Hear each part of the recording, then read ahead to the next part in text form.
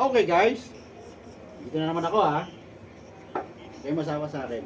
Tuturuan ko kayo naman kung paano mawala yung mga bakat ng emulsion design sa screen frame. Ha? Kasi normally yan, kapag nag-reclaim tayo ng screen, merong naiiwang mga tingin kita ba? Ayan, mga bakat ng emulsion. Yun o, kita nyo ha.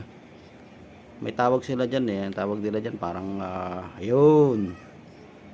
So paano natin tatanggalin yan? Okay, so makita nyo marami, di ba? So hindi natin minsan naiiwasan, nagkakamali tayo sa paggawa ng ng screen frame, tapos nagre-reclaim tayo, and then yung may maiiwan ng mga lumang emulsion. So ito lang guys, may gamit kami na malupit.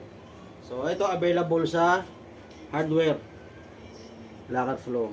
So kasi minsan kung hindi tayo makabili sa mga supplier natin, so mas madali makabili tayo sa mga hardware.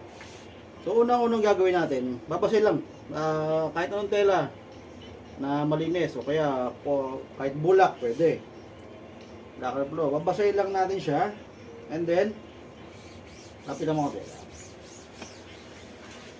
Bababaran ng kaunti. Okay? Circular motion ha. Tapos, tingnan mo dito. Lapitan pa. Yan. Para makita yung nililinis ko. Yan nakikita eh.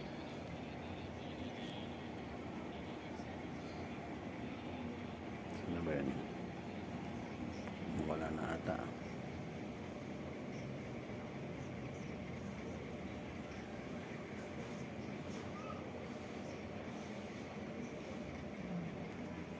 So yan, makikita nyo ha, meron siyang naiiwan na emulsion. Babasahin natin ng Lakad Flow yung stencil. Basahin mo ng ganyan, bababaran ng konti. Tapos isang tuyong tela sa kabila. Papupuntahin natin dun yung mga natanggal na lumang emulsion. Circular motion ha.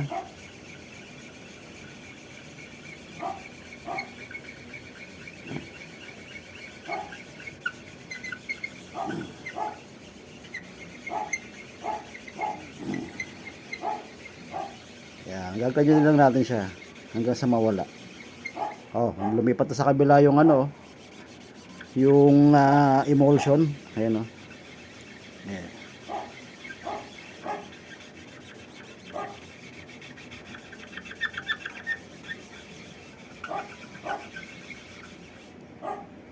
Isa pa, pag kulang, basa ulit. Ganun ulit dito sa ibang part. Ano nakita nyo, diba?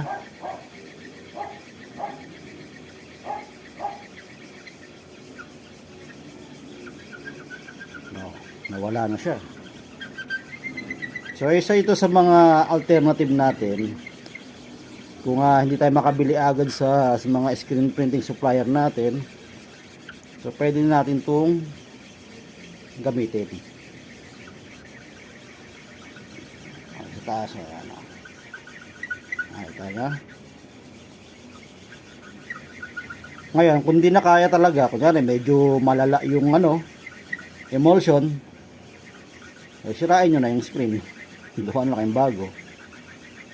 Yan. So, yun lang. Okay guys. Alright. So, ito na. Ayan. Wala na kayo makikita dyan guys. Natanggal na natin. Ito, natin intindihin yan kasi hindi matatama ng design yan eh. Pag nag-reclaim tayo, okay lang yan. Okay, so yun lang. So, again, advisable ito sa design na walang photo hardener.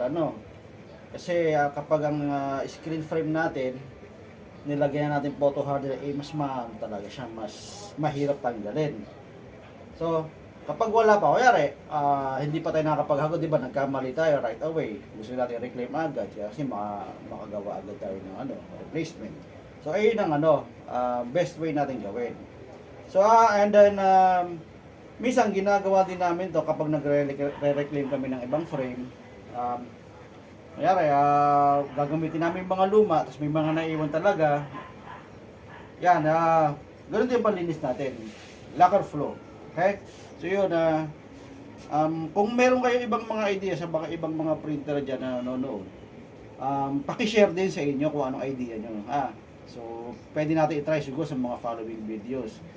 Ayan, and then para malaman din ng ibang mga natin, viewers kung ano yung alternative bukod sa yung namin na tutunan namin na lacquer flow. Okay, kung may iba kayo idea, i-share nyo rin ha. So yun guys, ayun lang. Maraming salamat sa mga nanonood. Follow me for more free video tutorial. Okay? Salamat. Boom.